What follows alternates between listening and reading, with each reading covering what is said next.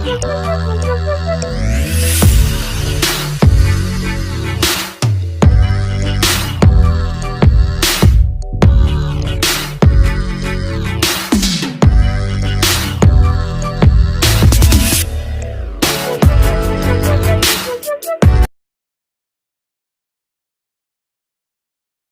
Afternoon छात्रों, मैं Shivsagar Maurya national inter college Allahabad Sidhauli की ऑनलाइन क्लासेज में आप सभी छात्रों का हार्दिक स्वागत करता हूं और आशा करता हूं कि आप सभी लोग सकुशल और प्रसन्न होंगे। छात्रों, सामान्य हिंदी के अंतर्गत कक्षा 12 में जो आपका पहला पाठ होगा उसका नाम है पवन दूतिका। अयोध्या सिंह उपाध्याय हरिवंश जी के द्वारा लिखा गया जो महाकाव्य है उसका नाम है प्रिय प्रवास। और प्रिय प्रवास के अंतर्गत अयोध्या सिंह उपाध्याय जी ने पवन दूतिका नामक एक लेसन लिखा है जो शीर्षक आपके सिलेबस में, आपके पाठ्यक्रम में यहाँ पर प्रस्तुत है। तो आइए हम आज आपको इस पवन दूतिका पाठ की व्याख्या बताएंगे। छात्रों, जिस तरीके से कालिदास ने मेघदूत का वर्णन किया था उसी तरीके से अयोध्या सिंह उपाध्याय हरिवंश जी ने इस पवन दूतिका पाठ के माध्यम से राधा जी के द्वारा भगवान कृष्ण के मथुरा चले जाने पर पवन की माध्यम से भगवान कृष्ण के पास संदेशा भेजा गया है और राधा जी पवन को अपनी दूती बना करके भगवान कृष्ण के पास भेजना चाहती हैं और उससे क्या वार्तालाप करती हैं। तो आइए हम देखेंगे। बैठी खिन्ना एक दिवस। बैठी खिन्ना, खिन्न माने होता है दुखी। एक दिन बैठी खिन्ना एक दिवस। बैठी माने बैठी हुई थी, खिन्ना माने दुखी, एक माने एक, दिवस माने दिन। वे कौन? राधा जी। एक दिन राधा जी खिन्न अवस्था में, खिन्न माने उदास अर्थात दुखी। एक दिन राधिका जी दुखी अवस्था में, उदास अवस्था में बैठी हुई थी। कहाँ पे? गेह में। गेह माने घर। घर में बैठी हुई थी। और कैसे बैठी हुई थी? अकेली। तो छात्रों, बैठी खिन्ना एक दिवस वे गेह में थी अकेली। राधिका जी एक दिन अपने घर में अकेली उदास अवस्था में बैठी हुई थी। होता क्या है? आके आंसू दृग युगल।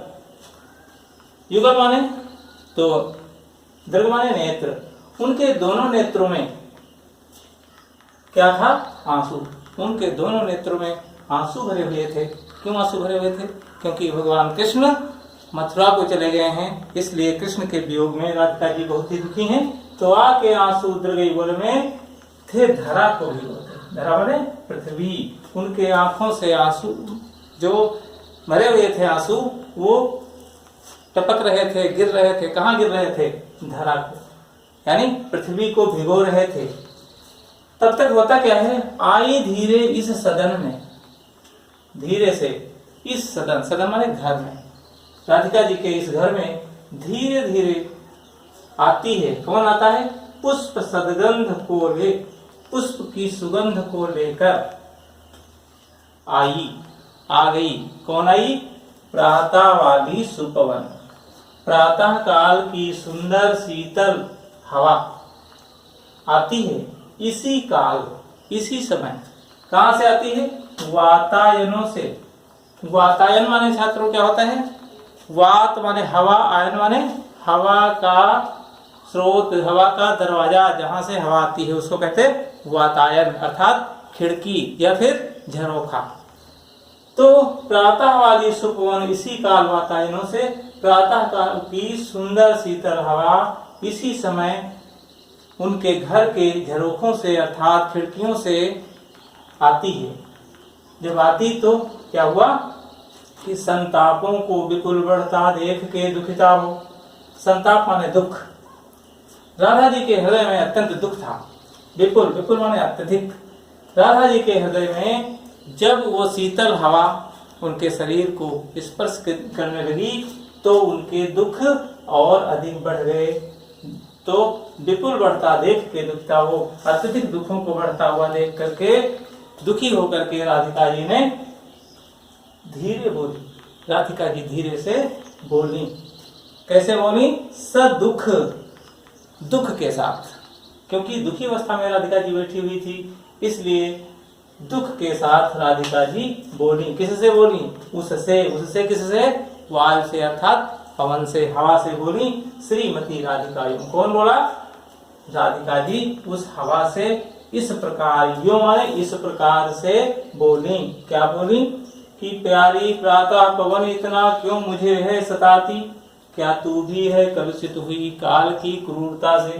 कि हे प्यारी प्रातः वाली हवा, प्रातः पवन, प्रातः काल की हे प्यारी सुंदर हवा, इतना क्यों मुझे है सताती, तुम इतना मुझे क्यों सता रही हो।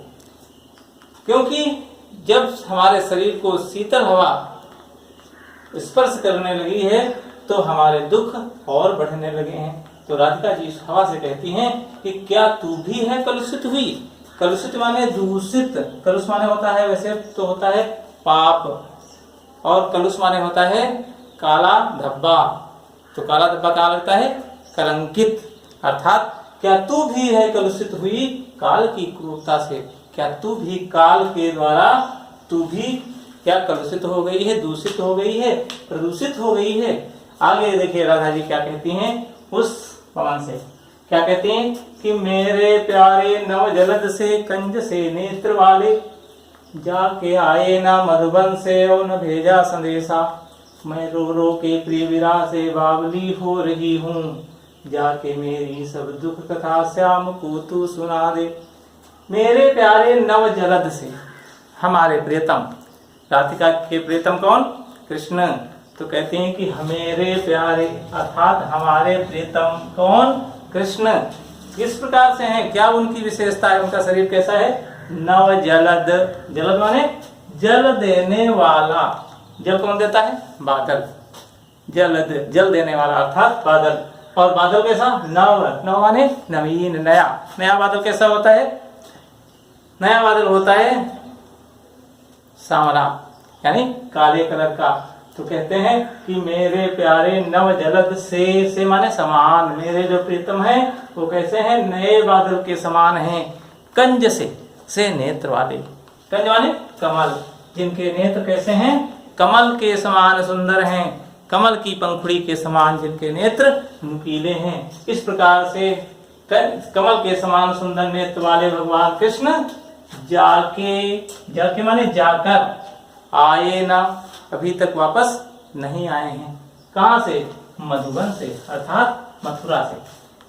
हमारे प्यारे प्रियतम कृष्ण मथुरा से जाकर के अभी तक वापस नहीं आए हैं।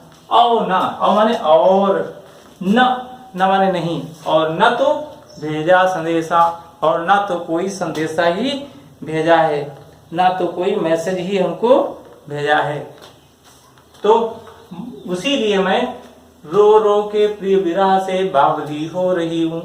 मैं रो रो करके, बार बार, देखिए 2 बार आया रो रो, बार बार रोती हूँ। जब जब कृष्ण की याद आती है तब तब मैं रोती हूँ। मैं रो रो के क्यों रोती हूँ? प्रिय विरह से, अपने प्रियतम के विरह से मैं बावली हो रही हूँ। बावली वाले पागल, पागल के समान मैं होती जा रही हूँ। अर्थात हमको कृष्ण की याद इतनी अत्यधिक सता रही है जिसके कारण मैं रो रो करके बावली हो रही हूँ। और जाके मेरी सब दुख कथा, राधिका जी कहती हैं हे पवन, एक तू हमारा काम कर दे। क्या कर दे? कि मेरी सब दुख कथा, हमारी जितनी भी दुख हैं इसकी सारी कथा तू श्याम को सुना दे। कि मुझको कितना दुख है, हमारी क्या दशा है, हम किस संकट से जूझ रहे हैं, इस प्रकार की सारी कथा, सारी दुख की कथा, सारी दुख की व्यथा, सारी दुख के समाचार किसको सुना दे? श्याम को। तुम यहाँ से चली जाओ और भगवान कृष्ण को हमारे दुख की कथा को सुना दो।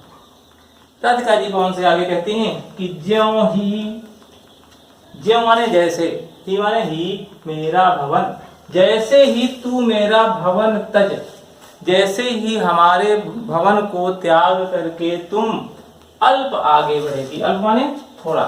जैसे ही तुम हमारे भवन को छोड़ करके थोड़ा आगे बढ़ोगी, शोभा वाली, सुखद, शोभायमान, सुखद, सुख देने वाली कितनी मंजू कुंजें मिलेंगी, कितनी सारी आपको कुंज लताएं मिलेंगी जो कि बहुत ही सुंदर दिखाई दे रही होंगी। वहां का वातावरण अत्यधिक सुंदर होगा।